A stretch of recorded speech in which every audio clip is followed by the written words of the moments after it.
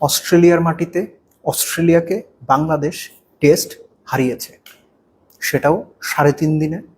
সেটাও পুরো ম্যাচের যে 11টা সেশন হয়েছে, 11টা সেশনের সবগুলোতে 11 সেশনের সবগুলোতে ডমিনেট করে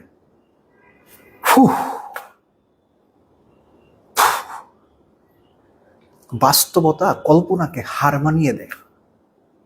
এর চাইতে ক্রিকেটীয় ভালো উদাহরণ নাই আমার কাছে। Hats off to Bangladesh, well done Bangladesh, brilliant Bangladesh, outstanding Bangladesh. বিশ্বাস করেন ভাই, কোনো বিশেষণ বাংলাদেশের এই পারফরমেন্সকে ডিফাইন করতে পারে না। এই পারফরমেন্স কিভাবে ডিফাইন করা যাবে জানেন? জাস্ট নিজের ভেতরে আপনি যেটা ফিল করবেন, এটাই এই পারফরমেন্সের সবচেয়ে বড় বিশেষণ। তৃতীয় দিন শেষেই আভাস পাওয়া যাচ্ছিল, আমি আমার আলোচনাতেও বলেছিলাম, যে হাত ছোঁয়া দূরত্বে। কোনোভাবেই প্যানিক করা যাবে না, কোনোভাবেই অতিরিক্ত উতলা হওয়া যাবে না। ম্যাচ না জেতা পর্যন্ত জিতে গেছি এই মনোভাব থাকা যাবে না। প্রতিটা জায়গায় বাংলাদেশ স্পট অন ছিল। স্পেসিফিক্যালি 4th ডেতে অফ স্পিনে মেহেদী হাসান মিরাজ উইকেট থেকে যথেষ্ট সুবিধা না পাওয়া সত্ত্বেও যেভাবে তিনি বলকে কথা বলিয়েছেন, যেভাবে অস্ট্রেলিয়ান ব্যাটারদেরকে ভুল করতে বাধ্য করেছেন, যেভাবে মিরাজকে দেখে মনে হয়েছে অন টোস, আমি একা অস্ট্রেলিয়াকে হারিয়ে দিতে পারি, এই বিশ্বাসটা নিয়ে বল করে গেছেন। আগের দিনের আলোচনাতে বলেছিলাম, হতেও পারে স্টিভেন স্মিথের ওই কটন বোল্ডই ম্যাচ ডিসাইডিং কটন বোল্ড।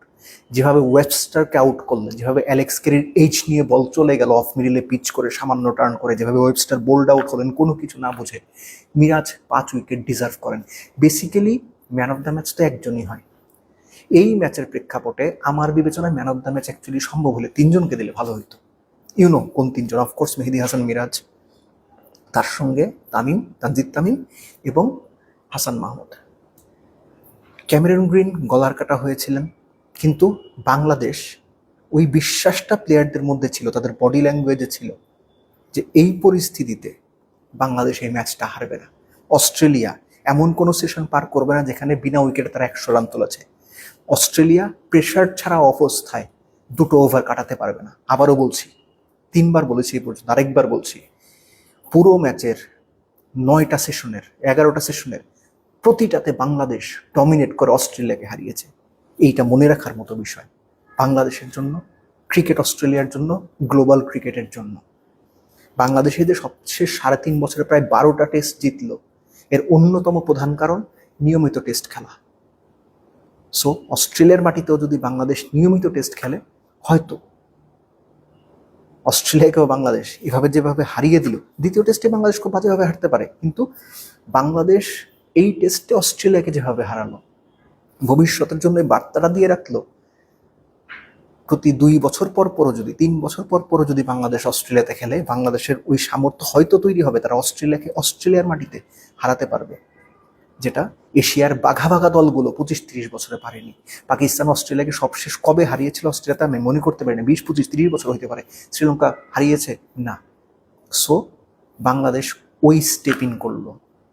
আর এই বাংলাদেশের টেস্ট দলটা সত্যিকার অর্থেই ভালো টেস্ট দল হয়ে উঠছে। ভালো হয়ে যায়নি, হয়ে উঠছে, সম্ভাবনা তৈরি হয়েছে। কিন্তু ওই যে বাস্তবতা আসলে কল্পনাকে হার মানিয়ে দেয়।